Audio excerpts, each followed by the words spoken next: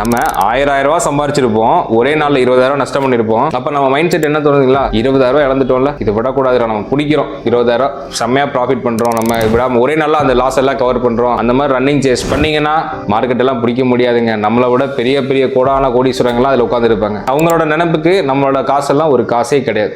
தெளிவா சொல்றேன், கேட்டுக்கோங்க.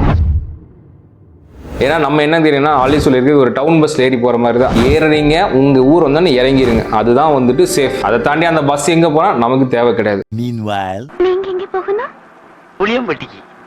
புளியம்பட்டிக்கா? பொள்ளாச்சி போயிட்டு ரிட்டர்ன் வரும்போது புளியம்பட்டிக்கு. a few moments later.